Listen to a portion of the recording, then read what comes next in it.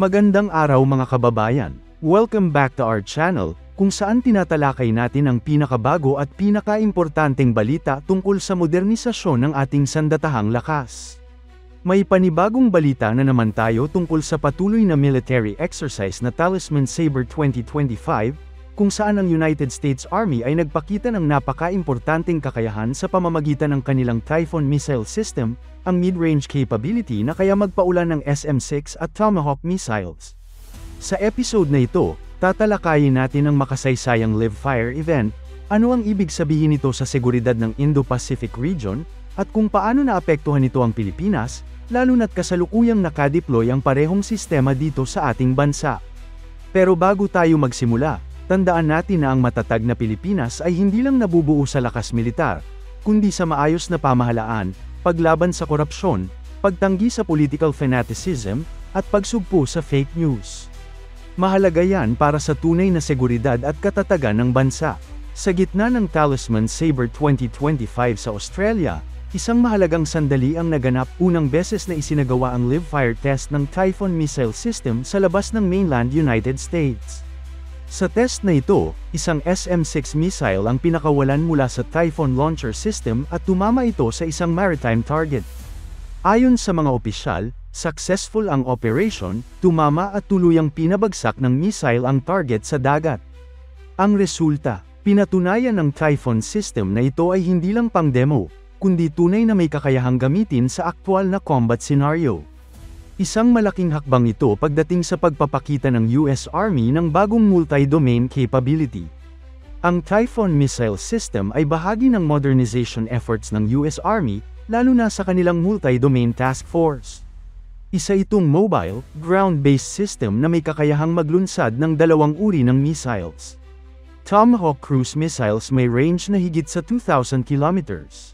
SM-6 missiles multi-role missiles na kayang labanan ng aircraft, ships, at maging ballistic missiles, at may range na hanggang 500 kilometers. Sa madaling salita, isa itong highly flexible and precise weapon system na pwedeng gamitin laban sa halos lahat ng uri ng banta, panghimpapawid, pandagat, at long-range targets.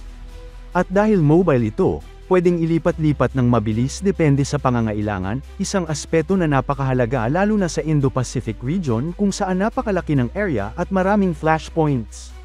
Alam nyo ba na ang Typhoon system ay kasalukuyang nakadeploy sa Pilipinas? Bahagi ito ng lumalalim na defense cooperation ng United States at Pilipinas sa ilalim ng Enhanced Defense Cooperation Agreement, EDCA. Isa sa mga layunin nito ay ang pagpapalakas ng deterrence laban sa anumang agresyon sa West Philippine Sea. At malinaw na mensahe ito sa China, na ang Pilipinas ay may kakayahan na ngayong suportahan ng Amerika sa pamamagitan ng long-range precision strike systems tulad ng Typhoon. Ang presence ng Typhoon ay hindi lang simboliko. Sa panahon ng mabilisang pagbabago sa security landscape, ito ay isang game changer para sa collective defense posture ng allies sa rehiyon. Isa pang aspeto na dapat nating pagtuunan ng pansin ay ang missile gap sa Southeast Asia. Kung titingnan natin, ang China ay mayroong DF-21 at DF-26, carrier killer, missiles na may abot na libo-libong kilometro. Habang sa kabilang banda, karamihan ng mga bansa sa rehiyon, kasama na ang Pilipinas, ay wala pang sariling long-range strike capability. Ang pag-deploy ng Typhoon sa Pilipinas ay hindi lang simpleng pagpapakita ng presensya, kundi isang tugon sa asymmetric threat na kinahaharap ng mga bansang walang kakayahang mag-counterstrike kung sakaling may aggression. Maliban dito, napakahalaga rin ang papel ng Allied Missile Integration. Hindi natin kailangang umasa lang sa iisang bansa. Sa kasalukuyan, pati Japan, South Korea, at Australia ay may kani-kanyang missile programs.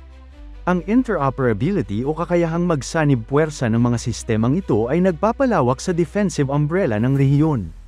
Para sa Pilipinas, ito ang panahon para pag-isipan na rin ang pagkakaroon ng sariling missile force. Sa katunayan, opisyal ng bahagi ng arsenal ng Pilipinas ang BrahMos missile system mula India. Isa itong short to medium range supersonic cruise missile na may kakayahang tumama sa mga naval at land-based targets. Sa bilis nitong Mach 2.8 hanggang Mach 3, ito ang isa sa pinakamabilis na operational cruise missile sa mundo, at ngayon ay nasa kamay na ng Armed Forces of the Philippines, partikular ng Philippine Marine Corps. Ang pagkakaroon ng BrahMos ay isang malaking hakbang sa pagbubuo ng independent missile deterrent capability ng bansa. Ipinapakita nito na ang Pilipinas ay seryoso sa pagtatanggol ng teritoryo nito, lalo na sa gitna ng mga tensyon sa West Philippine Sea. Ngunit kahit may BrahMos na tayo, malayo pa ang kailangang tahakin para magkaroon ng full-spectrum missile defense and strike capability. Dito pumapasok ang kahalagahan ng mga sistema gaya ng Typhoon at ang malalim na kooperasyon sa mga kaalyado. Bukod sa teknolohiya, kailangan din ng doctrine development, isang malinaw na plano kung paano ito gagamitin sa loob ng umiiral na batas militar, defense structure, at chain of command. Dito papasok ang mga tanong gaya ng, sino ang magpapasya kung kailan gagamitin ang missile system? Paano ito isasama sa joint operations ng Army, Navy, at Air Force? At paano rin ito isasabay sa intelligence and surveillance network ng AFP? Hindi rin dapat kalimutan ang logistics at maintenance support. Ang missile system ay hindi lang basta binili at iniimbak. Kailangan ito ng regular na testing, calibration, storage facilities na ligtas at climate-controlled, at trained personnel na marunong magpatakbo at mag-repair ng system kung kinakailangan. Kaya habang pinag-iisipan ang pagkuha ng sariling missile capability, dapat sabayan ito ng investment sa tao, infrastruktura, at systems integration. Kung gusto nating maging epektibo, hindi pwedeng puro hardware lang, dapat may holistic approach na tumutugon sa lahat ng aspeto ng isang modernong missile force. At higit sa lahat, dapat itong suportado ng malinaw na national defense policy. Isang pulisya na hindi lang reactive, kundi proactive, na nagsusulong ng strategic independence, habang pinapalalim ang alliances na tunay na kapakipakinabang sa interes ng Pilipinas. Sa ganitong paraan, unti-unti nating mabubuo hindi lang ang kakayahang pumalag, kundi ang kakayahang magpatatag ng kapayapaan sa pamamagitan ng deterrence, ang uri ng kapayapaang pinipili ng mga bansang may respeto sa kanilang sarili at sa kanilang teritoryo. Hindi lang Pilipinas ang nakikinabang sa deployment ng Typhoon. Sa mas malawak na konteksto, ito ay bahagi ng US Integrated Deterrence Strategy, isang network ng missile systems, radars, at allied cooperation para harapin ang mga bagong hamon sa Indo-Pacific. Pinapakita ng live fire test na hindi lang papel o plano ang Typhoon system, ito ay operational, battle-ready, at handang gamitin kung kinakailangan. Ang mensahe nito sa mga adversaries, lalo na sa China, ay malinaw, handa ang Estados Unidos at mga kaalyado nito na ipagtanggol ang freedom of navigation at sovereign rights sa rehiyon. Para sa Pilipinas, ito ay nagpapalakas hindi lang ng ating external defense, kundi pati ng ating strategic relevance. Hindi man tayo ganap na may sariling missile system ngayon, pero sa pamamagitan ng mga alliances, nagkakaroon tayo ng real-time access sa cutting-edge capabilities tulad ng Typhoon.